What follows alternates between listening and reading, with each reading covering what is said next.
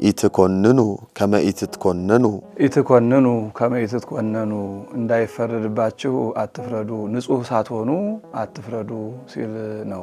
ራስን ሳይቀይሩ ሌላውን ማረም የሚያስከትለው ጉዳት ምንድነው? እኛም ካህናቱ እንስታለን፣ ሰው ያይና ይነቅፈናል። ግን ምእመኑም ደግሞ ሌላ ስራ ስለሌለው እኔን መንቀፍ ይሆናል ስራው ማለት ነው። የኛ ምእመን ተምሮ አይደለም ምእመን የሆነው ሃይማኖቱን ዝም ብሎ ወርሶት ነው። ሃይማኖታችን ትክክለኛ ሃይማኖት ናት እንጂ ምእመናችን ትክክለኛ ሃይማኖት በትክክል ያውቃት። ምእመንም በዚህ በሰለጠነ ዘመን የሚያምነውን ሃይማኖት አለማወቅ በእውነቱ በጣም ያሳፍራል። ከዚህ ችግር ለመውጣት ምን ማድረግ አለበት? በግዴታም በውዴታም የእያንዳንዱ ምእመን ልጅ በየአጤው ተገኝቶ መማር አለበት። እኔ 4 ልጅ አጥፍቶ 200 ወር ሰጥቶኝ ምን ያደርግልኛል? ትውልዱ ጠፋ ምናምን ትውልዱ ምናምን እንላለን። ምን አድርገንለታል? ምንም እኮ ኢንቨስት ሳናደርግበት ነው። እኛ አሁን ስንዴ ሳንዘራ ነው ስንዴ እንዲበቅል እየተመኘን ያለነው። እና ይሄ መነቃቀፍ ያመጣብን ስራ ፈተን ነው፣ ተሰርተን ስለማናደርግ ነው። ሰርተን ያወጣነው ወጣት ሰርተነዋልና እሱ ሌላ ስራ ይጀምራል።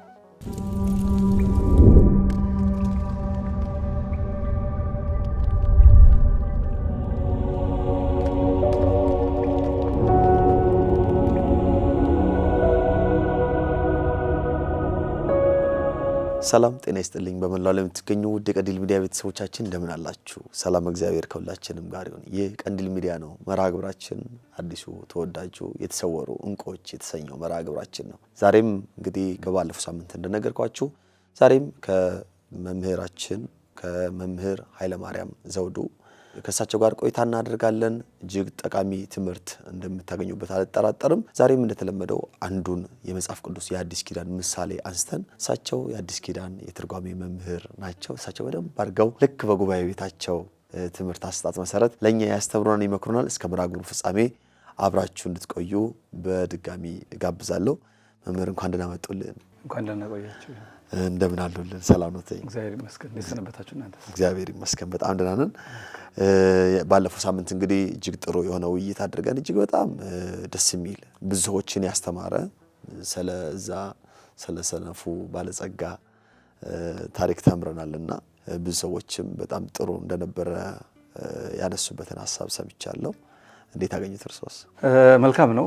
እኔንም ደህና አነቃቅተኛል። እንግዲህ ያው ከትርጓሜ ወጣ ብዬ በዚህ በዘመናዊ ትምህርት ምን ነበረ ደህና ትርጓሜም የቀደመውን መንፈስ ደህና እያስታወስከኝ ነው። ምእመናኑም የሚጠቀሙበት ይመስላሉ። ጥሩ እይታ ነው ያለው። መልካም ሂደት ነው። ደግሞ ወደፊት ጣዕሙን እየበለጠ እየለመዱት በደንብ እንደሚከታተሉ ተስፋ አደርጋለሁ። በጣም መልካም።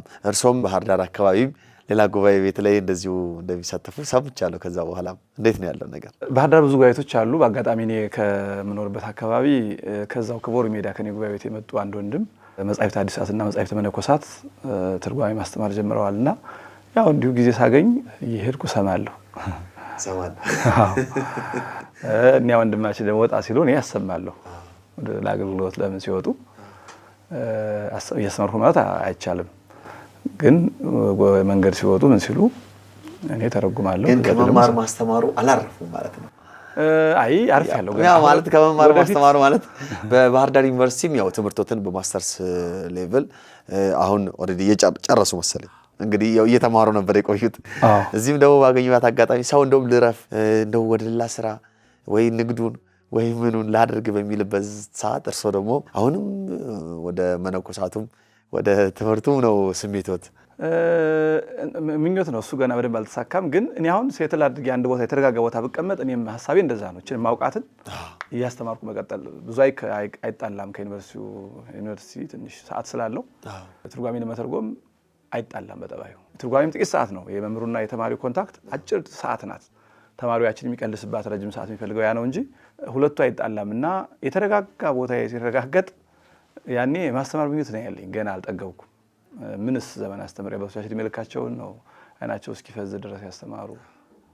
በጣም ደስ ይላል። እንግዲህ እኛም ጉባኤ ቤቶትን መተን ለመጎብኘት ያብቃን። የኔታ ኃይለማርያምን ጉባኤ ቤት እንጎብኝ ብለን እንደ ቀንዲል ሚዲያ ኦርቶዶክሳውያንን ይዘን እርሶ ጉባኤ ቤቶትን መስርተው ሲያስተምሩ ያኔ እንግዲህ ያዙት። ለማንኛውም የዛሬ 3 ዓመት 4 ዓመት 5 ዓመት የሚሆን ብቻ እግዚአብሔር የልቦትን ይፈጽምልዎት። እንግዲህ ያው ዛሬም እንደ ባለፈው ሳምንት አንድ የመጽሐፍ ቅዱስ ክፍልን አንሰን ምሳሌውን እናነብና ከዛ ደግሞ ንባቡን ምስጢሩን ወደ ህይወታችን ለውጠን ደግሞ ምን ሰማበት መርሃ ግብር ላይ ነው የምንገኘው።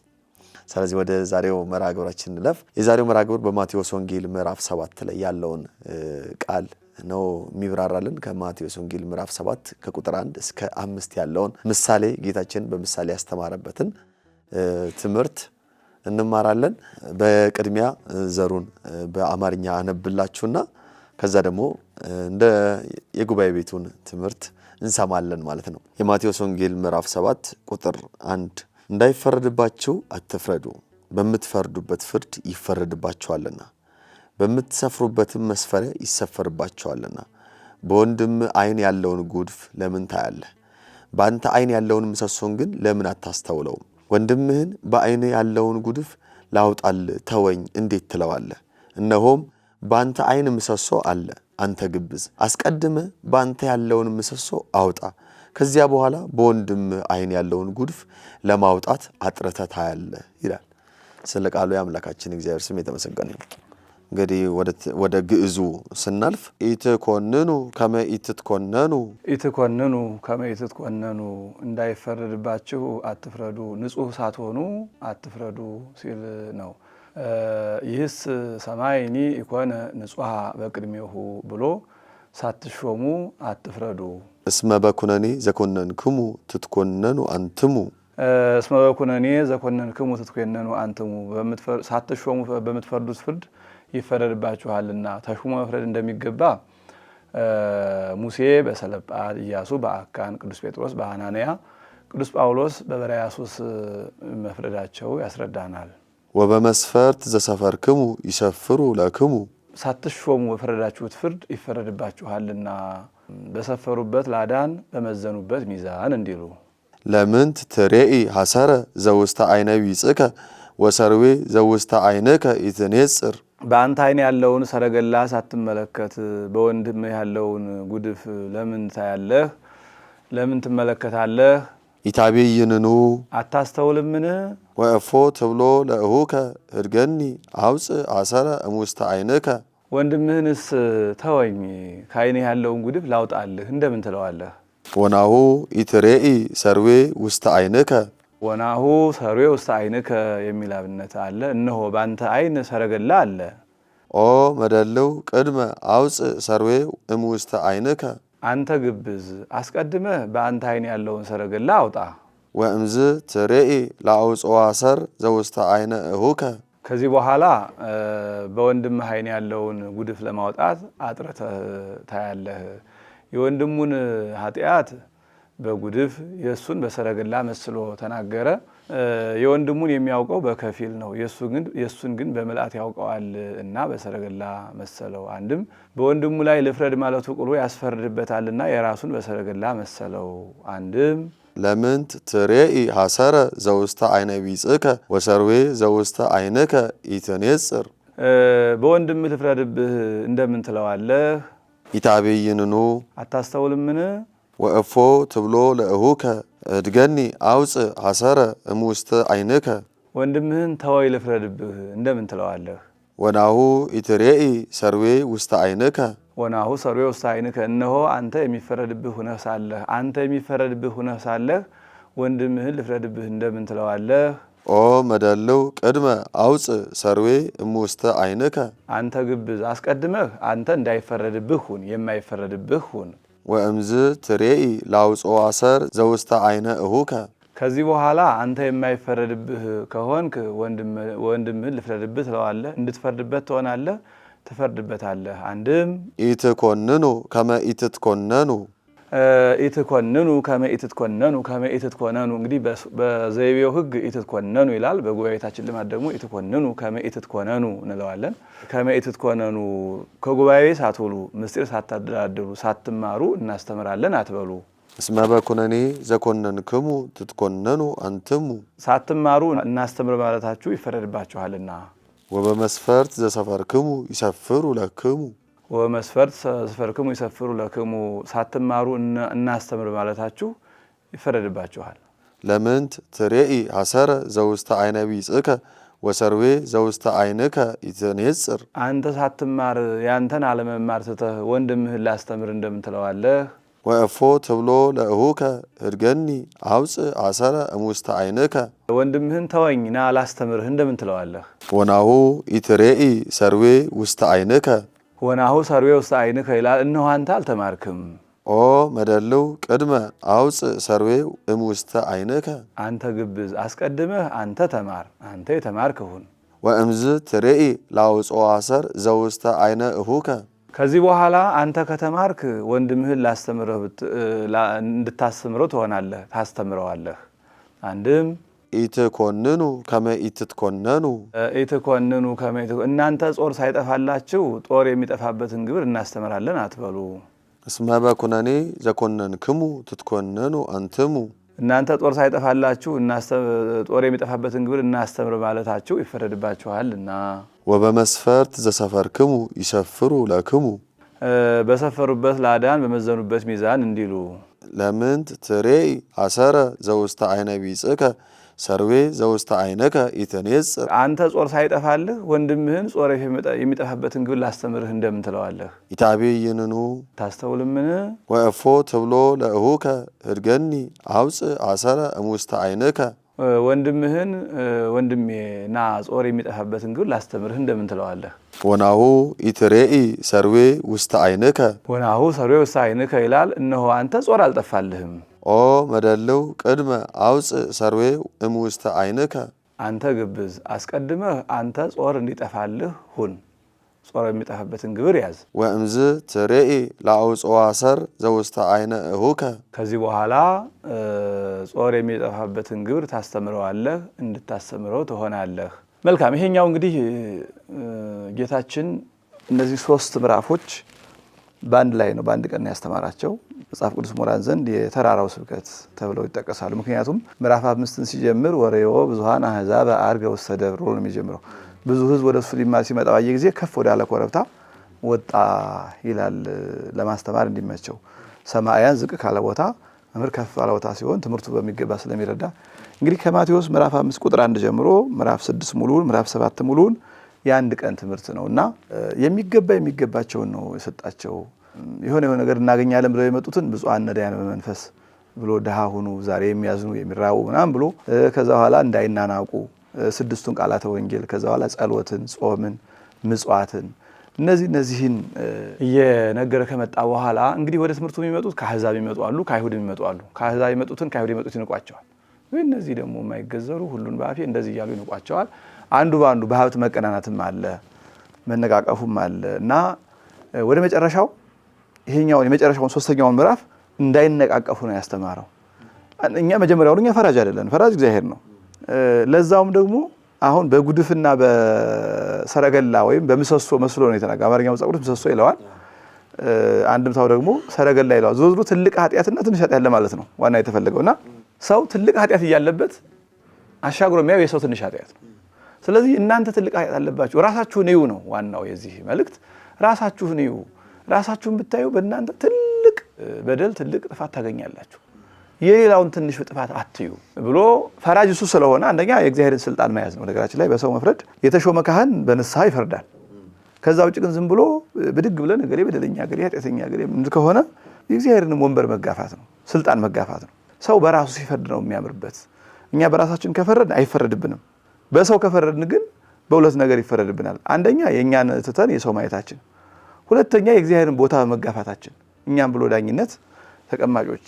ስለዚህ ይሄንን በሰረገላና በመሰሶ መስሎ ጌታችን የአንተ አይነት አሞ ትልቅ ነገር አንተ ጉድፍ ገብቶብህ ከሰውየው ትንሽዬ ነገር ላውጣ ማለትህ ሞኝነትህ ነው ብሎ ግብዝ ማለት ለሰው ይምሰል እውነተኛ የሚመስል ለሰው ጻድቅ መስሎ የሚታይ ፈሪሳውያን በተለይ ጌታችን ማቴዎስ ምዕራፍ 23 ላይ ሙሉውን ግብዝ ምን እንደሆነ አሳይቷል። መምህር የሚመስል ግን ግብሩ መምህር ያልሆነ፣ ጻድቅ የሚመስል ግን ግብሩ ጻድቅ ያልሆነ፣ ንጹህ የሚመስል ግን ግብሩ ጻድቅ ያልሆነ ነው ይሄ መደለው የሚባለው እና አንተ ግብዝ አስቀድመህ የራስህ ነህ ነው። ስለዚህ በዚህ አንቀጽ የተመከርነው የሰው ማየት ትተን የእኛን ጥፋት መመልከት። ሰው የራሱን ጥፋት ሲያይ ንስሐ ይገባበታል። ይሄ ችግር ያለብኝ ላስተካከለው፣ ላርመው ይላል። የሰው ኃጢአት የሚያይ ሰው የራሱን ንስሐ አይገባበትም። እንዴ እኔማ ምን ኃጢአት ሰርቻለሁ? እነገሌ ይሄን አድርገው የለም እንዴ ገሌ ጾም አብይ ጾም፣ እገሊት እንደዚህ ናት፣ እገሌም ህይወቱ እንደዚህ ነው ማለት ከጀመረ ሰው ንስሐ እንኳን አይገባም። ኮምፔር ማነጻጸር ማወዳደር ጀመረ ራሱን። ኧረ ከኔ የበለጠ ኃጢአተኛ ብዙ አለ እያለ ይሞክራልና በዚህ በጽድቅና ኃጢአት አንድ መርህ አለ። ከቅድስና አንጻር ሰው ሁሌ ወደ ላይ ነው ማየት ያለበት። ከመንፈሳዊ ሕይወት አንጻር ሁሌ ወደ ላይ እንድናንጋጠጥ የምንመከረው። ከኛ የሚበልጡ ቅዱሳንን ስናይ እኔማ ምን ሰርቼ ማለት እንጀምራለን። በምድራዊ ሀብት ደግሞ ቁልቁል ነው ማየት ያለብን። ከኛ በታች ያሉ ጤና የጎደላቸው የዕለት ራት የጣት ቀለበት የሌላቸው የሚለብሱት የሌላቸው ደጅ የሚያድሩ ስለምናገኝ በምድራዊ ሀብት አነሰኝ ብለን ተስፋ እንዳንቆርጥ በምድራዊ ሀብት ከበታቾቻችን ጋር መነጻጸር። ያ ማለት ግን መስነፍ አይደለም፣ እንዳናማረር ነው እንጂ እንደውም እነዚህ ድሆችን ስናይ እንድናለቅስ ብቻ አይደለም፣ ጠንክረን ሰርተን እንድንረዳቸው ነው። ስለዚህ በስጋዊ ሀብታችን ወደታች ያሉትን ማየት፣ በመንፈሳዊ ሀብታችን ደግሞ ላይኞቹን ማየት ነው። በመንፈሳዊ ሀብቱ ወደታይ የሚያይ ሰው ንስሐ ይገባል። እንዲህ ሲያይ ከኔ ያንሳል ብሎ የገመተው ላያንስ እኮ ሁሉ ይችላል። ግን በሱ ግምት አብይ ጾምን የማይጾም አለ፣ ረቡዕን የማይጾም ታሞ ሊሆን ይችላል። ሰውየው በዝሙት ይወደቃል፣ የሚሰርቅ አለ፣ ሌላም ነገር ያለ አይደለ። ቁልቁል ካየህ ሰውዬ መዳኛ የለው። ስለዚህ በመንፈሳዊ ህይወታችን ሁሌ ሽቅም ማየት ነው። ከኛ የበለጡ ቅዱሳን እናያለን። እኔማ ምን ትሩፋት ሰርቼ እኔም ብሎ መነኩሴ እያልኩ እነ መቃርስ እነ እንጦንስ እኮ ሊታበዩ ሲሉ ወደ ዓለም ላካቸው እግዚአብሔር። ፊልክስዩስ ላይ ተመዝግቦ እናገኘዋለን።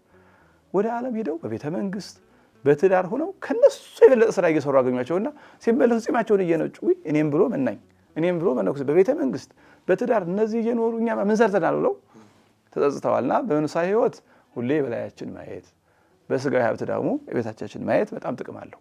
ተስፋ እንዳንቆርጥ በቅድስና እንዳንመካና ንስሐ እንድንገባ እነዚህን መርሆች መያዝ ጥሩ ነውና የሰውን ኃጢአት ማየት የኛ ስራ አይደለም። መጀመሪያው ማን ይሉናል እኛ እንዴ? እግዚአብሔር እንደ ምድራዊ ዳኛ ምስክር፣ የጽሁፍ ምስክር፣ የድምጽ ምስል ምናምን አይፈልግ። እሱ እንኳን ኃጢአቱን ስንሰራው ስናስበው አለ። እኛም ስናጠፋ ሌሎችም ሲያጠፋ አይቷቸዋል። አስታዋሽ አይፈልግም። ስለዚህ ከኛ የሚፈልገው የኛን ኃጢአት እንድንነግረው ብቻ እንድናምን።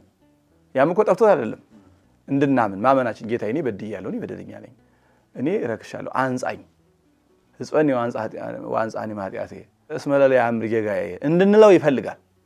ረስቶት እንድናስታውሰው አይደለም። እኛው በደላችንን በአንደበታችን ራሳችን እንድንከስ ይፈልጋል። ሌሎቹ ግን ከሳሽ አይፈልጉም። ከሳሽ አቃቤ ሕግ ምናምን ጠበቃ አስታዋሽ አይፈልግም እግዚአብሔር። ስለዚህ እኛ በሰዎች እንድንፈርድ አልተላክንም፣ ስርዓታችንም አይደለምና እሷን ለመጠቆም ነው ጌታችን በሰው እንዳንፈርድ በራሳችን ብቻ እየፈረን የራሳችን ብቻ ኃጢአት እያየን ንስሐ እየገባን እንድንኖር ነው ይሄን ምሳሌ ይነገራል። ምንጊዜም ሰው ራሱን ሲያይ የእሱ ትልቅ ይሆናል። ራሱን ሲያይ፣ ራሱን ካላየ ግን የሰውየው ትልቅ ነው ይታየዋልና አንዱ ይሄ ነው። ሌላኛው ሳይማሩ አስተምር አይባልም። እንደዛ ስንል ነገሩ ይበላሻል። እንደውም መጽሐፈ ነገሥታት ላይ አስተምረን ሳይሉ ላስተምራችሁ ማለት ስድብ ነው ይላል። ምክንያቱም አስተምር አላሉም እኮ ኦልሬዲ ሰዎቹ ተምረዋል ወይም አልፈለጉም። ስለዚህ ሳይፈልግ እና ላስተምር ማለት አንተ ከኔ ታንሳለህ እኔ እበልጥሃለሁ ማለት ነው ይላል እና ጉባኤ ሳይውሉ ምስጢር ሳያደላድሉ ሳያውቁ ላስተምር ማለት ድፍረት ብቻ አይደለም፣ ክደትም ያመጣል። ብዙ ሰው ከሃዲ ልሁን ብሎ አይደለም ከሃዲ የሚሆነው። ብዙ መናፍቃን የምንላቸው አሁን መናፍቅ ልሁን ብለው መናፍቅ መባልን ወደውት አይደለም፣ ያሳምርን መስሏቸው ነው። የትምህርት ጉድለት ነው። ስለዚህ ከድፍረቱም ባለፈ ሳይማር አስተምራለሁ የሚል ሰው ምስጢር አበላሽቶ ራሱ መናፍቅ ይባላል። ብዙ ሰውም ወደ ገደል ይዞ ይገባል እና ለማስተማር ተምሮ ነው። ጌታችንም በዮሐንስ ምዕራፍ 10 ላይ በበር የሚገባና በመስኮት የሚገባ ወይም አጠርጥሶ የሚገባ ብሎ የገለጸው ተምሮ ቤተክርስቲያን ፈዳለት የሚያስተምረው በበር የገባ ነው እሱ የሚባለው። ነገር ግን እንደው በመስኮት ዘሎ እንደ ሌባ የሚገባው የት እንደተማረ እገሌ መምህሬ የማይል ማለት ነው። እንደው ግን ዘሎ ላስተምር የሚለው አሁን ይሄ የመምህርነት ሌባ ወንበዴ ነው ብሏል ጌታችንም። እና እዚህም ላይ ሳትማሩ እናስተምራለን አትበሉ፣ መጀመሪያ አንተ ተማር፣ ከዚያ በኋላ ሌላውን ታስተምራለህ የሚል አስቀምጧል። በገዳም ትልልቅ አባቶች ረጅም ጊዜ በተጋድሎ ይኖሩ አሉ። እነዛ አባቶች ለወጣንያኑ ጾር የሚጠፋበትን ግብር ያስተምራሉ። እንደዚህ አድርግ። ልክ አባ መቃርስ ተስፋ ቆርጦ በቃ እኔ አልቻልኩትም ይሄን ዓለም ዝሙቱ ተፈታተኔ ወጥቼ ልሂድ ሲል ቆይ ብሎ እንዲህ አድርግ፣ አመጋገብ ውለህ ተመገብ። አባት አውሚጦስንም በዝሙት ተሸንፎ የነበረውን ውለህ ተመገብ፣ በቀን አንዴ፣ ሰዓት አትቀያይር፣ ምግብም አትቀያይር፣ ወንጌል ዮሐንስ ጸልይ፣ እንዲህ ብሎ እንደነገረው እነዛ በቅድስናው ረጅም ጊዜ የኖሩበት ጾር የሚጠፋበትን ግብር የማስተማር ልምድ አላቸው። እነሱ ጾር ጠፍቶላቸዋል። ሰይጣን ቢመጣም ሰይጣን ይዘብቱበታል፣ ለምን እንደመጣ ያውቁታል። እና ጀማሪዎቹን ይኸው ልጅ እንደዚህ አድርግ፣ ይሄን በዚህ አለመጠኑም በቃ ባንድ ገና ገዳም በገባ በ3ኛው ቀን በቀን አንዴ ነው መበላ ወይም በ2 ቀን አንዴ ነው ካለ ተው ከላይ ጀመርክ ከታይ ጀምር ይሉታል። በጣም ደግሞ አንድያውን ሰንፎ ደግሞ በጧት ልብላ እንዳይል ቆይ ትንሽ ገፋ አድርግ እያሉ እነሱ ጾር የጠፋላቸው ጾር የሚጠፋበትን ግብር ቢያስተምሩ ትክክል ነው ያለፉበት ህይወት ነው። ነገር ግን ጾር ያልጠፋለት ሰው ድግ ብሎ እኔ ልምከራችሁ ቢል እሱ ሳይጠፋለት አጉል ለሌላው መሰናክል መሆን ነው እንጂ ጥቅም የለውም። እና ይሄኛው ለመናንያን የሚያስተረጉም ነው።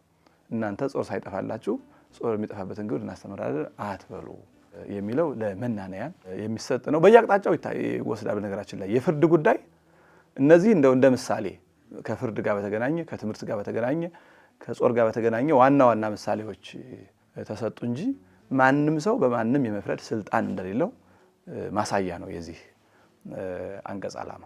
በጣም መልካም። ወደ ህይወታችን የምንለውጥባቸውን 5 ጥያቄዎችን አዘጋጅቻለሁ እንዳለፈው ሳምንት። የመጀመሪያው ምንድነው?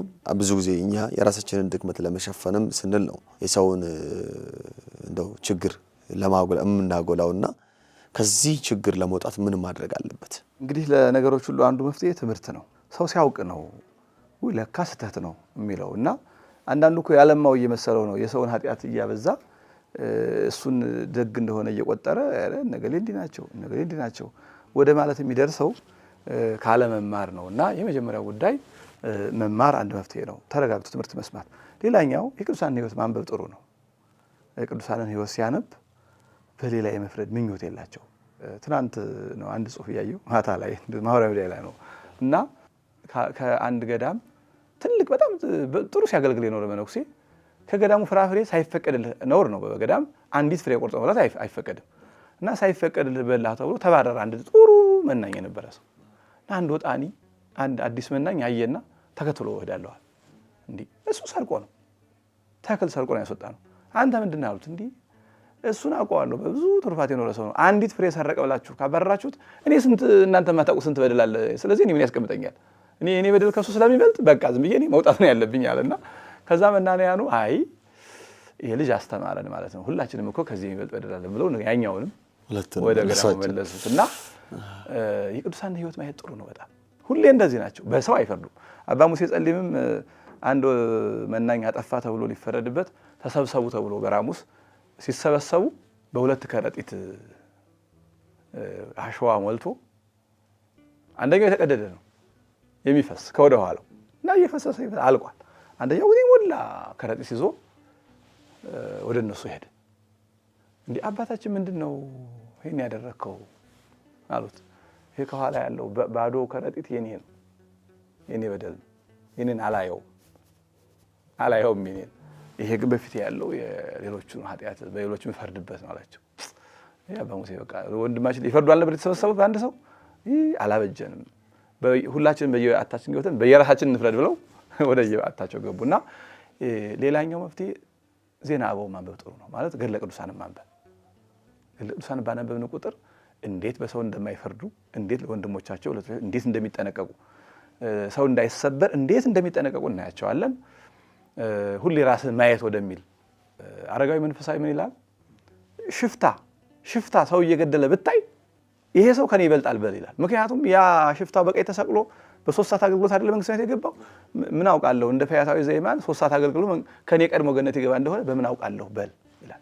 ዘማዊ ብታይ ይበልጠዋለሁ እንዳትል፣ እንደነ ማርያም መግደላዊት ንስሐ ገብቶ ነገ ይቀድመኛል ብለህ ነው ማሰብ ያለብህ ይላል። እንዲህ እና ማንበብ ጥቅሙ ይሄ ነው። የቅዱሳን ህይወት ባነበብን ቁጥር ያ ነገር እየገሰጸን ትትና እንለማመዳለን፣ በሰው ከመፍረድም ነፃ እንሆናለንና እንደኔ ትልቅ መፍትሄ የምለው ትምህርት መስማት፣ የቅዱሳንን ገድላት የተጻፉት ለዚህ ተብሎ ስለሆነ የቅዱሳንን ገድላት ማንበብ መመልከት። ከዛ በኋላ ግን ክርስትና የተግባር ህይወት ነው። የምናነባትን የምንሰማትን ደግሞ በራሳችን ላይ መተግበር መለማ። አንድ ጥፋት ስናይ አይ አሁን ሰው ባያየው ነው እንጂ ጥፋት ከዚህ ይበልጥ የለም እያል ወደ ህይወት መቀየር። አንዴ ሁለቴ እንደዛ ካደረግ የኛን ካዘከ የሰውን ስናይ የኔ ትዝ ካላይ ደግሜ የሰው ላይ እንደዛ ማድረግ ምናልባት መፍትሄ ይሆናል። በጣም መልካም። ሁለተኛ ጥያቄ ራስን ሳይቀይሩ ሌላውን ማረም የሚያስከትለው ጉዳት ምንድን ነው? መልካም እንግዲህ ራስን ሳያስተካክሉ ሌላውን ማስተማር የትምህርቱም ትክክለኛነት ማረጋገጫ የለውም። ማን ሞኛል እሱ የማያደርገውን ነገር አድርጉ ቢል ጌታችን ለዛ ነው አብዛኛውን ነገሮቹን ያደርጋቸዋል። ሁለት የጌታችን ያስተምሩ አንድ ያስተምሩ መንገድ አለው። አንዳንዴ በቃል ያስተምርና ያን በቃል ያስተማረውን በተግባር ያውለዋል፣ ያረጋግጥላቸዋል። እስመ ስማ ቃላቲሁ ምግባሩ ውእቱ ይላል። የተናገረው የቃሉ ማረጋገጫው ምግባሩ ነው ይላል። አንዳንዱን ደግሞ መጀመሪያ በተግባር ያሳይና ያረኩት ገብቷቸዋል ብሎ በቃል ያብራራላቸዋል። ሲያስተምር እንደዚህ ነው ያደረገው። ስለዚህ በመንፈሳዊ ሕይወትም እንዲህ እንዲሆን ነው የሚታዘዘው። አሁን በልማድ የኔን ስራ ዝም ብላችሁ የምናገረውን ስሙ እንጂ የኔን ስራ አትዩ ምናምን እንላለን። ይሄ የኛ ድክመት ያመጣው ነው። አሁን የማይመሰል ምሳሌ በገጣ ባህያ ማር ይጫናል፣ እኔን እንደ ገጣ ባህያ ቁጠሩኝ ምናምን ለትትና ከሆነ እሰየው። ግን እኔ ገጣ ባህያ እንደሆነ አይፈቀድልኝም። ምክንያቱም አህያ ማር ስትጫን ማር መጫኑን አታውቅም። እኔ የተማርኩትን አውቃለሁ፣ ማር መሆኑን አውቃለሁ። ስለዚህ እኔ ልቀምሰው ይገባል ሌላ እንዲቀምሰው ከፈለኩና ይሄ እንደ ፈሪሳውያን መሆን ነው። ፈሪሳውያን ኦሪትን ያስተምራሉ ግን በህይወታቸው አይኖሩትም። እና ጌታችን ዲበ መንበረ ሙሴ ነበሩ ለክሙ ጸሐፍቶ ፈሪሳውያን፣ ጸሐፍቶ ፈሪሳውያን በሙሴ ወንበር ተቀምጠውላችኋል አለ። መምህር ነን ብለው ተቀምጠውላችኋል። የሚሏችሁን አድርጉ፣ ቃሉ ትክክል ነው፣ እንደ ምግባራችሁ እንደሚሰሩት ግን አትስሩ አለ። እንዲህ የሚባል መምህር መሆን የለብንም። በቻልነው መጠን እኛው አስተካክለን ብንሰራው ነው። ቅዱስ ጳውሎስ ኢትስረቁ ትብል ወለሊከ ተሰርቅ፣ አትስረቁ ትላለህ አንተ ትሰርቃለህ፣ በደላቱ አንተ ትበድላለህ። እንዴ አንተሳ እፎ ዘይት ምሕር ርሰከ ዘለባይድ ምሕር፣ እንዲህ ሌላ የምታስተምረው ለአንተ እንዴት አታስተምረውም ይለናል። ሌላ ይሄንን አባቶቻችን በምን ይመስሉታል? በፋና በገንዳ ገንዳ እንጨቱ ይቆረጥና ጎድጓዳ ይደረጋል። ከዛ በኋላ በዛ ውሃ ይሞላና እንስሳቱ እየመጡ ይጠጣሉ፣ ከጠጣው ይረኩበታል። ከዚያ እየተቀዳ እጽዋቱ ይለመልማሉ። እሱ ግን አይለመልምም። ከጊዜ ወደ ጊዜ እየበሰበሰ ውሃ ውሎ አድር የሚያድርበት እየበሰበሰ አፈር ይሆናል። እና የፋና የገንዳ እንዳይደርስብህ ራስን አስተምር ተርጉመውታል አባቶቻችን ሮሜ 2 ሲተረጉሙ። ፋናም አሁን ሻማ ያበራል፣ ግን እያለቀ ነው የሚሄደው። እያለቀ ለራሱ የሚጠቅመው የሚረባው ነገር የለም። እና በክርስትና ሰው እንደ ፋና እንደ ገንዳ እንዲሆን አይመከርም። አሁን ብዙ ጊዜ እንደ ሻማ ቀልጦ ሌላው ማብራት ማለት በኃጢአት እየቀለጡ ማለት አይደለም፣ በስጋ ህይወት ተጎድቶ ማለት ነው። በስጋ መከራ ተቀብሎ የስጋውን ጥቅም ትቶ ሌሎችን መጥቀም ማለት ነው እንጂ እንደ ሻማ መብራት ማለት እሱ በኃጢአት እየጠፋ ሌላውን መጥቀም ማለት አይደለም። እና በቻልነው መጠን የምናደርገውን ነው። አንድ የሚገርመኝ ምሳሌ ንባብ ላይ ነው ያየሁት። እና ሴትዮ ልጇ ስኳር እየበላ አስቸግሯታል። እና አንድ ፈላስፋ ዘንድ ወስዳ ልጄን ስኳር እንዳይበላ ምከርልኝ አለችው። ኦኬ ነው በቃ የዛሬ 15 ቀን ተመለሽ አላት። እሺ ላይ ሄደች። በ15ኛው ቀን መጣች። ከዛ ነገረው በደምብ ስኳር አትብላ፣ እንደዚህ ጤናህን ይጎዳዋል፣ እንደዚህ ያደርግሃል አለውና ገርሟታ ሴትዮዋ። ይሄን ለመንገድ እኮ የዛሬ 15 ቀን እኮ ትችል ነበረ፣ የምን ቀጠሮ አስፈልገው ምናምን አለችው። አይሽ እኔ ያኔ ራሱ ስኳር በላ ነበር አላት። እና ይሄን 15 ቀን የራሴ እያቆምኩ ነው። እንዴት እኔ ራሴ ሳላቆም እንዴት አድርጌ ልጁን አቆመው? ህሊና ያስቀምጠኛልና ይሄን 15 ቀን እኔ ራሴ ስኳር መብላት አቁሜ ከዛ በኋላ ነው እማላደርገውን አድርጉ ብዬ መናገር አልፈልግም። አይ ቲንክ ማህተመ ጋንዲ ይመስለኛል እንደዛ ለሚባለውና በቻልነው መጠን በክርስትና የሚፈቀደው የምንሰራውን ስሩ እንድንል ነው። ሰርተን ስሩ አራያ ማድረግ። ቅዱስ ጳውሎስ ጢሞቴዎስ ሲመክረው በቃልህም በምግባርህም አራያ ሁናቸው፣ ወኩኖሙ አራያ ወአምሳለ ለመሃይምናን በቃልከ ወምግባርከ። በቃልህም በምግባርህም በምትናገረው በምትሰራው አራያ ሁናቸው። ቃላችን ሌላ ምግባራችን ሌላ ከሆነ አይሰምርም። ምናልባትም የዚህ ዘመን ስብከት አልሰምርልን ያለው እንደ ሰባኪ መብዛት ይሄ ይሆናል። ዝም ብለን እንደ ፕሮፌሽን ቃሉን አሳክተን ጥቅሱን ማቴዎስ ጢሞቴዎስ እንልና ከኛ ህይወት ያጣልን። ህዝቡ ህይወት ሲያጣ በለፋነው ልክ አዝመራ እናጣለን። እና በተቻለ መጠን ሰው የሚሰራውን ነገር ነው ስሩ ማለት ያለበት። በጣም ጥሩ። ሌላው ጥያቄ ሌላውን ለማረም የሚያስችል አጥርቶ የማየት ብቃት ላይ ለመድረስ ምን ማድረግ አለብን? እንግዲህ መቼም ፍጹምነት ለሁሉ አይጠበቅም። ቢያንስ 2 ነገሮች ናቸው የሚያስፈልጉት። የመጀመሪያው ለማስተማር የሚያስችል እውቀቱን መያዝ፣ በትምህርት ብለን ትርጓሜው ላይ እንዳየነው ለማስተማር የሚያስችል ትምህርት መያዝ። ሁለተኛው ቢያንስ ለሌላ አራያ ከሚሆን መጥፎ አራያ ማለት ነው አብነት ሆነን ሰው የማናጠፋ መሆን ቢያንስ ሰው ከኛ የሚማረው ምንም መጥፎ ነገር ቢያንስ መኖር የለበትም። እንዲያው የተለየ ቅድስና የተለየ ጽድቅ ባይኖረን እንኳን ሰው ከኛ የሚያያት መጥፎ ነገር አሰናካይ ነገር ጉድፍ መኖር የለባትም። እነዚህ ነገሮች ከሌሉ ቢያንስ ራሳችን አቀበናል ማለት ነው። ትምህርታችን ለማስተማር የሚበቃ ትምህርት ከተማርን በኋላ ከዛ ደግሞ ሰው ከኔ የሚያየው መጥፎ ነገር እንዳይኖር ቢያንስ ካደረኩ በኋላ ለማስተማር መጣት ጥሩ ነው። ግን እንደዛ አልሆንም። እኛ መሆን የነበረበት እንደዛ ነው ቢያንስ እንጂ አሁን የግድ ሁሉም ሰው ከብቃት ከፍጹምነት 10ኛው ማዕረግ ደርሶ ያስተምር ያልን እንደሆነ ኦልሬዲ አስተማሪ አይኖርም። ምክንያቱም ያኛው በትሩፋት በተጋድሎ የሚመጣ ነገር ነው። ቢያንስ ግን አንድ መምህር ሲጠቅስም ሲተረጉም እያበላሸ እንዳያጠፋም እንዳያሰናክልም ትምህርቱን ተገቢ ትምህርት መማር፣ ከዚያ ደግሞ ሰው ከሱ ላይ የሚያየው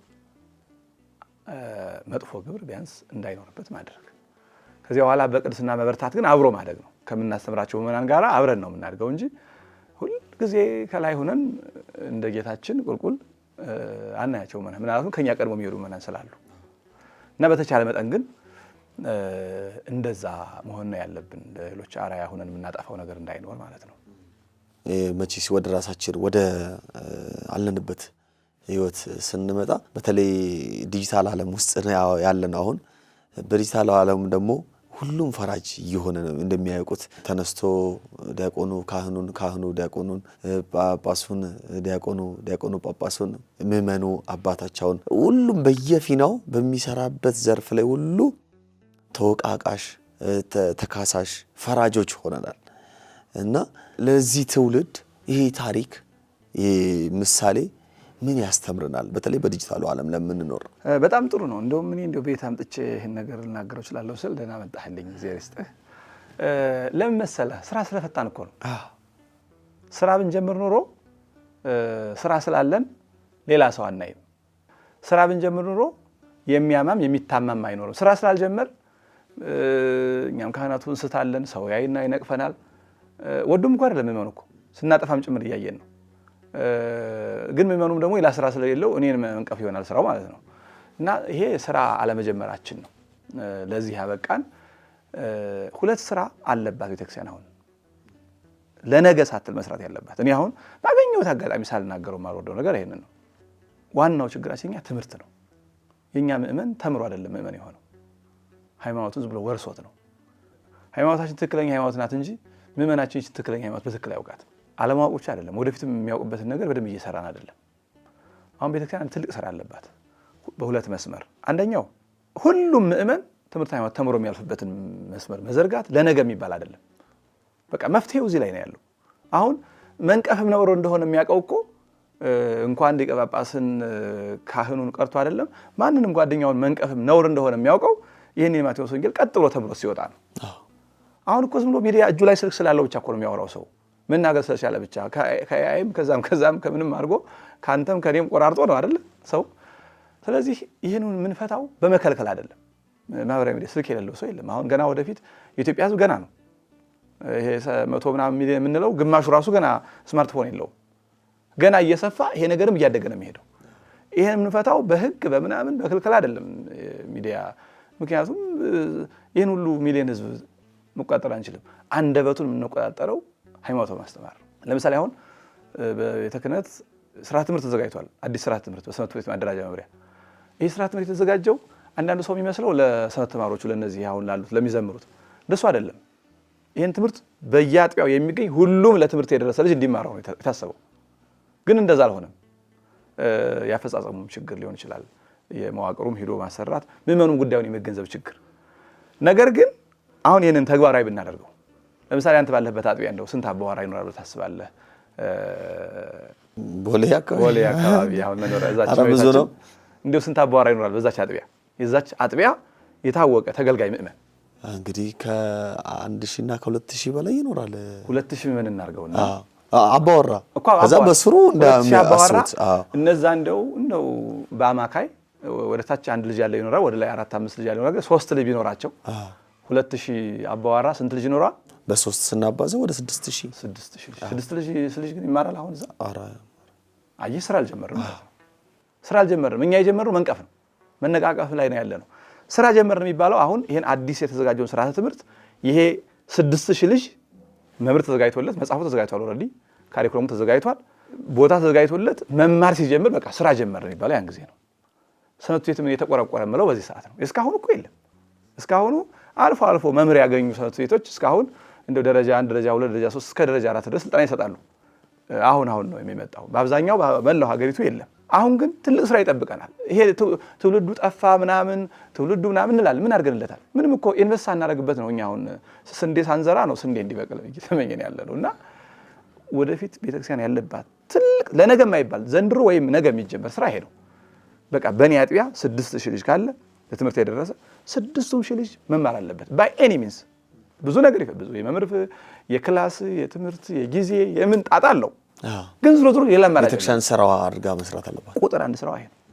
አሁን በዚህ ሰዓት እጃችን ላይ ያለ በዚህ መንገድ ያለፈ ወጣት ካህን፣ ዲያቆን፣ ጳጳስ ሲነቅፍ አታገኘውም። ስራ ጀምሯል። ቤተክርስቲያን አውቋታል። ሃይማኖቱን አውቋል። ማድረግ ያለበትን ያውቃል። ማድረግ ያለበትን ስለሚያደርግ ትርፍ ጊዜም አይኖረው። እኛ እኮ ማድረግ ያለብንን ስለማናደርግ ሰዓታችን ትርፍ ነው። እኛ ግን ላይ ያው ብዙ ይተረታል እንደምታውቀው። ኢትዮጵያዊ ሲቀጣጠር በሚቀጥለው ሳምንት እንገናኝ ነው ይባላል። በሚቀጥለው 7 ቀን ነው ያለው። ይሄ ጊዜ መትረፍ የሚያሳየው። ሰዓት የሌላቸው ግን ሐሙስ ከሰዓት በኋላ 8 ሰዓት ተኩል ስፔሲፊክ ሰዓት የሚያደርገው ሰው ጊዜ የሚጠቀም ሰው ነው። እና ሰው ስራ ሲፈታ ነው ወደ ነቀፋ የሚገባው። ስለዚህ አሁን ቤተክርስቲያን መጀመር ያለበት አንድ ስራ በሁሉም አሁን ማደራጃ መምሪያው ትምህርት አዘጋጀ። ይሄ በቂ አይደለም። ትምህርት መዘጋጀቱ ግን እሰየው ነው። ትምህርት ቤት ከተቋቋመ በእኛ ሀገር ብሎ ከተጀመረ እንቁጥረው ካለ ወደ 70-80 ዓመት እየሆነው ነው። በ70-80 ዓመቱ ትምህርት ተዘጋጀ። መቼስ እስካሁኑን በዛ ሐለፈ ስሬት ብለን ባለፈው ይቅር ይበለን። አሁን ግን ትምህርት ማዘጋጀት አይበቃም። በግዴታም በውዴታም የእያንዳንዱ ምእመን ልጅ በየአጥቢያው ተገኝቶ መማር አለበት። የሰንበት ተማሪ ስራው መዝሙር ዘመር አይደለም። እሱ የመርጌቶቹ ነው። መዝሙር የተማሩ አቋም፣ ቅኔ፣ ድጓ የተማሩ አሉ። ይሄን ስንሰራ አንዱን ችግር የምንፈታው በዚህ መንገድ ነው። አሁን የግድ በፍጥነት የሚሰራ ስራ ያለው ይሄ ነው፣ ግን ያልተጀመረ። አረ እንደው ይቅርታ እኔታ ግን በጣም እያሰብኩት እንደዚህ አይደለም። ሰንበት ልጆቻቸውን አለ እንደ ግዴታ አድርጎ ልክ የቤተክርስቲያን አባልነት መታወቂያ ልክ እንደሚወሰደው ሁሉ የሆነ መስፈርት ማውጣት ምእመኑ ለዛች ቤተክርስቲያን አባል ሲሆን ይህን ትምህርት ወስዶ ማጠናቀቅ መቻል አለበት ተብሎ ቢያንስ እንኳን መጠነኛ ወላጆችም የሚማሩበት መሰረተ እምነት ጸሎት ሃይማኖት እንዳሉት እኮ ነው። መሰረተ እምነቱ በደንብ ጠንቅቆ ካወቀ በኋላ የአባልነት መታወቂያው ኖሮት እዛ ቤተክርስቲያን ላይ አገልግሎት የሚያገኝበት እንደዛ ቢደረግ ይሄ ከጥቅሙ ጋር ማስተሳሰር ቢቻል እንደው የሚበልጥ ከዚህ የበለጠ ልጆቹንም ግዴታ መላክ ይኖርበታል። ራሱም መሰረታዊ ይማራል፣ ቦታውን በደንብ ያውቃል። ያን ጊዜ እንዳሉት ስራ ይጀምራል። እና ይህም ሀሳብ አንዱ እንደው እንደ ሀሳብም እያሰብኩት ነበር። በጣም ትክክል። ሌሎቹ እኮ አድርገውት ጨርሰዋል። አሁን የህንድ ቤተክርስቲያን የግብጽ ቤተክርስቲያን አድርገውት ጨርሰዋል። ይሄንን መስፈርት ነው። አንድ ሰው ወደ ሆነ መንገድ ለማለፍ ይህንን እስከ 12ኛ ክፍል ድረስ ሃይማኖት መማሩ ይረጋገጣል። ወደ ሆነ ነገር ሲሄድ ይሄ ታይቶ ነው። ለዲቁና፣ ለቅስና፣ ለምንኩስና እስከ ላይ ሲሄድ እነዚህ ነገሮች ፕሮፋይል ናቸው። አሁን የኛም እኔ ሁልጊዜ ይላለሁ እንደ አንዳንድ መድረክም ላይ ደፈር ብዬ እናገራለሁ። ምእመኑን ትንሽ ማስገደድ አለብን ነገሩ እስኪገባው ድረስ። እኔ ለምሳሌ ለአንድ 4 ልጅ ያለው ምእመን 5ኛ ልጅ ወልዶ ክርስትና ያስነሳ መጣ ወደ እኔ። እስካሁን 4ቱ ካልተማሩልኝ ለምን 5ኛውን ክርስትና አነሳለታለሁ? 4ቱ የት አሉ? አጥምቄ የሰጠው ማለት የለብኝም? አሁን ለምሳሌ አስተዋጽኦ እንጠይቃለን። አስተዋጽኦ ተከፍላለህ ወይ? ፍታት ሊያስፈታ፣ ክርስትና ሊያስነሳ፣ ሌላም መንፈሳዊ አገልግሎት ለመፈጸም ሲመጣ ዓመታዊ አስተዋጽኦ ተከፍላለህ ወይ? ተገቢ ነው። ይሄም ካህናት መኖር ስላለባቸው ተከፍላለህ ብለን እስቲ ደረሰኝ አንጣ እንለዋለን። 240 ብር ማለት ነው። እኔ 4 ልጅ አጥፍቶ 240 ብር ሰጥቶኝ ምን ያደርግልኛል? 1000 ቢሰጥም ራሱ እኮ ምኑ በርግጥ በትሩፋት ከዛ ላይ ነው የሚሰጠው። ያው የግዴታው ነው እንጂ 240 ብር በትሩፋት ይሰጣል። ማስገደድ ያለብን በልጆቻቸው ነው። ለእነሱም ጥቅም ነው። ልጆቻችሁ እናስተምርላችሁ። ትውልዱ ጠፋ፣ ትውልዱ ሞተ ከማለት የማይጠፋበትን የማይሞትበትን ስራ አሁን ቤተክርስቲያን በዚህ ሰዓት ለወላጁ ማስገደጃ መንፈሳዊ አገልግሎት የሚያገኘው በእኔ አጥቢያ መንፈሳዊ አገልግሎት የሚያገኘው ምእመኑ ልጆቹ ለትምህርት ከላከ ነው የሚል ማስቀመጥ። ከዛ በኋላ አንተ ያልከው መስፈርት ይመጣል። ማስተማር ስንጀምር 12ኛ ክፍልን በሙሉ ያጠናቀቀ ወደዚህ ለመሄድ ይሄ ነው። አሁን ለምሳሌ ግብጾቹ ምን ያደርጋሉ መሰለህ? ይማራሉ ልጆች ከ3 ዓመት ጀምሮ ነው የነሱ የ3 ዓመት ልጅ ህፃን ይመዘገባል። ከዛ ጀምሮ እስከ 12 ዓመት 18 ዓመት እስከሚሞላ ይማራል። ከዛ ከነዚያ ከሚማሩት ከፍ ካሉት ፈተና አለ። የፈተና ውጤታቸው ይታያል እና ጥሩ ውጤት ያስመዘገበው ለ3 ወር ለ4 ወር ኮርስ ይላካል። እንደ ዝዋይ እንደ ምናምን ነገር ማለት ነው። እዛ ለመድረስ ትግል ነው። በእነሱ በጣም ይታገላሉ። እነዛ ሄደው ሰልጥነው የመጡት መጥተው ህፃናት እንዲያስተምሩ ይደረግ። ለአንድ ለምሳሌ አንተ ተመረከ ከመጣህ 5 ልጅ ይሰጣል። እነሱን ኮች አድርገህ ጥቂት ናቸው ተቆጣጥረህ ምናምን ይዘህ ትወጣለህ። ከዛ በኋላ እንግዲህ ይሄንን ያላደረገ ወደዚህ አይገባም። አሁን የነሱ እኮ የዲቁና መስፈርቱ በጣም የታወቀ ነው። የቅስና መስፈርቱ በጣም የታወቀ ነው። የምንኩስና መስፈርቱ ያለቀለት ጥርጥርት ያለ ነገር ነው። በዚህ ያላለፈ ቄስም ዲያቆንም ምእመንም ሊሆን አይችልም። 12 ዓመት ሙሉ ሳያቋርጥ ተምሮ ወይም 18 ዓመት እስኪሞላው ድረስ ተምሮ የጎልማሶች የወጣቶች ቡድን ውስጥ ይገባል። ትምህርት ጨረሰ ይባላል። ትምህርት ቤት ጨረሰ 26 ዓመት ሲሞላው ዩኒቨርሲቲ ምናምን ሊጨርስና የጎልማሶች ህብረት ውስጥ ገባ ይባላል። ግን ያንን መጨረሱ ተረጋግጦ ነው ቅድም እንዳልከው ሰርቲፊኬት ይዞ ምናምን። ከዛ በኋላ ቄስም ሲሆን በዚህ መንገድ መምጣቱ ታይቶ ዲግሪ መኖሩ ታይቶ ከዛ ደግሞ ለሳይኮሎጂ 5 ዓመት ተምሮ ቄስ የሚሆነው ወደ ምንኩስና ሲመጣ በዚህ መንገድ መምጣቱ ታይቶ ቢያንስ የመጀመሪያ ዲግሪ መጨረሱ ታይቶ እድሜው ታይቶ ምናምን ነው። ኦልሬዲ እነሱ ሰርተው ጨርሰው እየተጠቀሙበት ነው የሚገኙት እና እኛ ግን ገና ነን። ገና ስለሆን በቃ መነቃቀፍ ላይ ነን። ምእመኑ ቄሱን ይነሳና ይላል፣ ፓትርያርኩን ጳጳሱን ሲኖዶሱን ይላል። እርግጥም በእኛም ጥፋት አለ በቤቱ። ከዛ ደግሞ ላይኛው ደግሞ ምን አገባው ምእመን ይላል። በምን አገባው አይፈታም። የሚፈታው በማስተማር ነው። ስለዚህ አሁን ቤተክርስቲያን ያለባት አንድ ስራ ይሄ ነው። በየአጥቢያው ያሉትን ልጆች ሁሉንም ልጆች እባካችሁ ላኩ ምናምን ብሎ 10 ሺህ ልጅ ካለበት አጥቢያ 5 ልጅ ማስተማር ኪሳራ ነው። 5 ሺህ ልጅ ሀፍ ማለት ነው። ሁሉንም ልጆች ማስተማር አንዱ ይሄ ነው። ሁለተኛው የሚጎለን በሁሉም የአብነት ትምህርት ቤት ትምህርት ሃይማኖትን መስጠት። ይሄ አንድ ችግራችን ነው። እነዚህ ሁለቱ ናቸው የሚፈቱት። አሁን አስተዳደራዊ ችግር ብንለው ምን ብንለው የመኑ ብንለው የማይቆርብ ህዝብ ብንለው ምን ብንለው ዞሮ ስራ ጎሎን ነው። አንድ ያደረ ስራ አለ። ይሄ ያደረ ስራ አንድ የአብነት ተማሪ ሀ ሲል ጀምሮ ድጓውን ሲማር፣ አቋሙ ሲማር፣ ዝማሬውን ሲማር፣ ቅዳሴውን ሲማር፣ ቅኔውን ሲማር ጎን ለጎን ነገረ ሃይማኖቱን መማር አለበት። ነገረ ቅዱሳኑን፣ ቀኖናውን፣ ዶግማውን አብሮ መማር አለበት። ይሄ ከሆነ ነገ ቄስ ቢሆን መርጌታ ቢሆን አሁን ያለውን ይሄንን ህፃናቱን ማስተማር የሚችል የሚሰብክ የሚተረጉም ይሆናል። ሁለቱም እኮ አሁን የለም። በአብነት ትምህርቱ ሃይማኖታዊ ነገር የሚያገኘው መጽሐፍ የተማረ ሰው ብቻ ወይ መንፈሳዊ ኮሌጅ የገባ ሰው። ልክ ነው። የመናን ትምህርት ቤት የገቡ ልጆች ጥቂት ነገር ነው የሚያውቁት። እንደምታየው አብዛኛው በመዝሙር ነው የሚሸፈነው። ኦልሞስት አልተጀመረም። እኔ አሁን ኢትዮጵያ ትምህርት ቤት አሁን እየተቋቋመ ነው ብዬ ነው የሚይዘው እንጂ ያለፈው እድሜ ያው በዛ ሀለፈ ስሬት እንደማለት ነው። እንደ ጽዋ ማህበር መስሎ ነው የመጣውና ይሄ መነቃቀፍ ያመጣብን ስራ ፈተን ነው፣ ተሰርተን ስለማናድግ ነው። ሰርተን ያወጣነው ወጣት ሰርተነዋልና እሱ ሌላ ስራ ይጀምራል። እንኳን ቄስና ዲያቆን ሽቅብ ሊነቅፍ ጊዜ አይኖረውምና እንደኔ እንደ መፍትሄ የምላቸው እነዚህ ነገሮች ናቸው። ስለዚህ አንዱ ከመመን ወደ መመኑ አንዱ ደግሞ ወደ ካህናቱ ማለት ነው። ያው አብነቱን የሚማሩት ብዙ ጊዜ ያው ራእያቸው በክህነቱ መስመር የሚያልፉት መምህራን ናቸው ብዙ ጊዜ ያሉት። እንደውም አቡነ ኤርምያስ ተናገሩት የተባለው አንድ ምሳሌ ያለ መሰለኝ። መምህራኑ ምንድነው ምልክት ተበላሽቶ ይመስለኛል አንዱ ወደታች አንዱ ወደ ላይ ሆኖ ሊጣሉ መቋሚያ ሲያነሱ አረ ልጆቼ ከምልክቱ ወደ መልእክቱ ባካችሁ ብለው ተናገሩ ተብሎ ሰምቻለሁና እውነት ነው። አሁን ያነሱት ሐሳብ መልእክቱን እንዲያስተውሉት በጉባኤ ቤቱም ይሄ ትምህርት ሃይማኖቱ በደንብ አድርጎ መሰጠት ቢኖር ሲያድጉ እነሱም እንዳሉት እያስተማሩ እነሱም አውቀው እያሳወቁ እየተሰሩ ይመጣሉ። መሰረት ይዘው ራእያቸው ከስጋዊነት ያልፍና መሰረተ እምነቱን ይዞ ረጅም ርቀት መጓዝ ሌሎችን ማስተማር የሚቻልበትን መንገድ መፍጠር ይቻላልና በጣም ጥሩ ጥቆማ ነው። የኔታ እጅግ በጣም ደስ የሚል ሐሳብን የሰጡት። ጥያቄዎችን አጠቃልያለሁ። ምናልባት በመጨረሻ እንደው ጠቅለል አድርገው የሚያስተላልፉት ሐሳብ ከመጽሐፉም ምሳሌ ከምኑም አንጻር የሚያስተላልፉት መልእክት ካለ ባኮ። በጣም ጥሩ ነው። እንግዲህ በጣም የሚመክር የሚገስጽ ራሳችን እንድናይ በሰው ከመፍረድ እንድንወጣ የሚያደርግ ጥሩ ርዕስ ነው ይዘህ የመጣኸው። አንተም ግን ስንጠቀምበት ነው የሚጠቅመው። አሁን ይሄ መረጃውን ስለሰማን ማየታችን ብቻ ራሱ በቂ አይደለም። አሁን ይሄንን ቁጭ ብሎ መከታተል አንድ ነገር ነው። ይሄንን ሚዲያ ይሄንን ትምህርት ቁጭ ብሎ መስማት አንድ ስቴፕ ነው። ግን በቂ አይሆንም። ከዛ እኔ አሁን በሰው ፈርዳለሁ አልፈርድም፣ በየቀኑ ማስላት ራሳችን በማን ነው መፈርደው፣ እኔ እንደው ከገሌ በምን ተሽዬ ነው መፈርድበት የሚሉትን ነገሮች ማየት ያስፈልጋልና የፈራጁን የእግዚአብሔርን ስልጣን መቃማት በእውነቱ ነውር ነው። እኛ ማን ስለሆነ እግዚአብሔርን ወንበር ገፍተን ቆይ እኔ ልፍረድ አንተ ቆይ ብለን እግዚአብሔርን እኔ ልፍረድ ማለት እኮ እግዚአብሔርን ያው እንዳዳም እኮ ስልጣን መጋፋት ነው እና እግዚአብሔርን ስልጣን ከመጋፋት መውጣት በጣም ተገቢ ነው። ቤተክርስቲያን አካባቢ ያለው መነቃቀፍ ችግር አለ። በምእመኑም በመዋቅሩም በእኛም በካህናቱ ችግር አለ። ችግር የሚፈታው ስለ ችግሩ በማውራት አይደለም። ይበቃናል። አሁን ስለ ችግር ያወራን ብዙ ዘመን አለ አይደለ? በቃ ችግር እንዳለ ምእመኑም ላይ ችግር አለ፣ ስጋው የማይቀበል ምእመን ያለን፣ እኛም ካህናት ላይ ችግር አለ፣ መዋቅራችን ችግር አለ። በቃ ችግር እንዳለ ኦልሞስት ተግባብተናል። እንደውም ከመግባባት በላይ አልፈናል።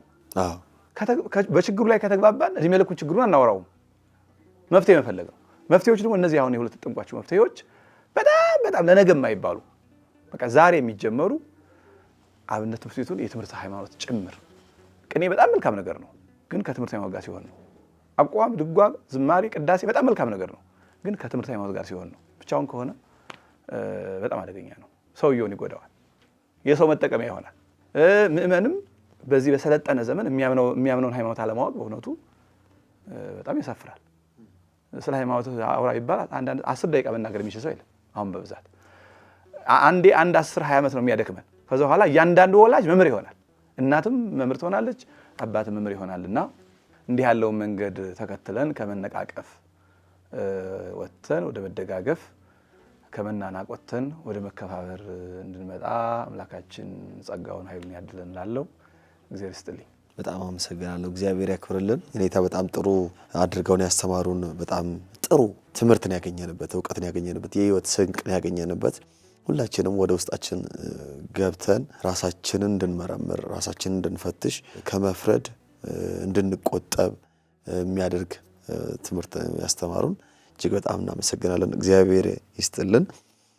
የቤተክርስቲያን አምላክ ይጠብቅልን። እርስዎንም ያሰቡትን ሐሳብ አሳክቶ እንደዚሁ ብዙ ልጆችን አሁን ከሚያፈሩት አሁን ከሚያስተምሩት አውቃለሁ አላረፉም። በጉባኤ ቤቱ እንደው ተቀምጠው ቁጭ ብለው እንደው ደቀ መዛሙርቱን ፊት ለፊት እያስተያዩ አያስተምሩ እንጂ በብዙ በማህበራዊ ሚዲያውም በዩቲዩብም በተለያዩ በቴሌቪዥንም እንደዚሁም በጉባኤያት እየተዘዋወሩ ቤተክርስቲያንን እያገለገሉ እንደሆነ እናውቃለን። ይበልጥ ደግሞ ቁጭ ብለው ሐሳቦትን ወደ መሬት አውርደው ከቅኔው ባለፈ ደግሞ እንደዚሁ መሰረተ እምነቱን እያስተማሩ መጽሐፉ ያው እውነት ነው። መጽሐፉ መሰረተ እምነት ነው አንዱ፣ ግን የሚፈልጉትን የልቦትን በተማሪዎቹ ላይ አሳርፈው ጥሩ ተማሪዎችን ጥሩ መምህራንን እንዲያወጡ እግዚአብሔር አምላክ የልቦናዎትን መሻት ይፈጽምሎት። እንደው የታናሽ ምርቃት ነው ይቀርበሉኝ፣ ግን እንደው መልካም ምኞቴን ለመግለጥ ነው። ይደርሳል መልካም ወደ ላይ እጂስ ሽቅብ አይመረቅም፣ ግን ያው ደስታዬን ለመግለጽ ነው። አክብረው እዚህ ጊዜውን አጣበው መተው ከባህር ዳር ድረስ ነው ዛሬ ያገኘናቸው። ባለፈው ሳምንት እንደዚሁ ለዚሁ መራገራችን ብለው ተቸግረው መተው ነው ያገለገሉን። እግዚአብሔር ያክብርልን። በጣም እናመሰግናለን። ኔታ እድሜ ይስጥልን። የተወደዳችሁ ተመልካቾቻችን እንግዲህ ያው መስታወት ሚዲያን እንዳትረሱ። ባለፈው ሳምንት አስተዋውቂያለሁ። በዚህ ሳምንትም የኔታን በደንብ የዩቲዩብ ቻናላቸውን በማሳደግ ይበልጥ እንዲበረቱ እንደነዚህ አይነት ሐሳቦች በጣም እጅግ ጥሩ መራግብሮችን ያስተላልፋሉ። በተለይ አባቶችን እወቅ የሚል መራግብር አላቸው። አባቶቻችን እነማን ናቸው? ኢትዮጵያውያን በተለይ ኢትዮጵያውያን ሊቃውንትስ እነማን ናቸው? ከየት ተነስተው የት ደረሱ? የተናገሯቸው እጅግ ጥልቅ የሆኑ ምስጢራትስ?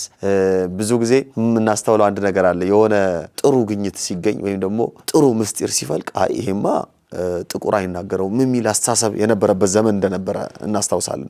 በመጽሐፍትም በተለያዩ ነገሮች ይነገር የሆነ ሊቅ ከተናገረው ወይም በመጽሐፍ ተጽፎ ወደ ነጮቹ ከደረሰ ይሄማ ጥቁር አይናገረውም ምናልባት ከኛ ተሄዶ እንደዚህ ተገልብጦ መጥቶ ነው የሚለው እና አባቶችን ማወቅ ምን አይነት ምስጢር ላይ ምን አይነት ትልቅ ቦታዎች ላይ ደርሰው እንደነበረ ማሳያ። አባቶችን ስናውቅ እነሱ የደረሱበት እኮ ልዕልና በጣም ትልቅ ነው። እነ ቅዱስ ላሊበላን ስናይ የተሰሯቸውን አክሱምን ስናይ እነዛ አባቶች በዛ ዘመን የነበሩ አባቶች ከዘመን ቀድመው ምን አይነት ስራ ይሰሩ እንደነበረ ዛሬኛ ትውልድ መስራት አቅቶን እንደው ስንደፋደፍ እነሱን ስናይ እንበረታለንና ይህንን መራግብር ማድመጥ መስማት ተከታትሎ ማዳመጥ እስከዛሬም የተሰሩትንም ገብቶ ወደ ኋላ መመልከት እጅግ ያበረታናልና ገብታችሁ ሰብስክራይብ አድርጋችሁ የደወል ምልክቱን ተጭናችሁ ኦርቶዶክሳዊ መንፈሳዊ ግዴታችሁን ተወጥታችሁ እንድትከታተሉ ጥሬን አስተላልፋለሁ። ስለተከታተላችሁን ከልብ እናመሰግናለን። እንደዚሁ ሌሎች ሰዎች በማጋራት ሼር በማድረግ ከዚህ የበለጠ መራግብሩን እንድትደግፉ በትህትና እንጠይቃለን።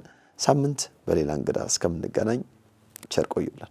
የሁል ጊዜ አጋራችን ልዕልት ጥበብን እናመሰግናለን። ለነዚህ ያሉ ሀበሻ ልብሶች የሀገር ባህል ልብሶችን አምርታ ወደ እናንተ ታደርሳለች። ከታች በተቀመጡ ስልኮች እየደወላችሁ ማንኛውንም ስራ ማዘዝ ትችላላችሁ። ሽፎኖች፣ ጥበቦች፣ የሀገር ባህል ልብሶችን ማግኘት ትችላላችሁ። ከታች በተቀመጡ ስልኩ ይደውሉ። እናመሰግናለን።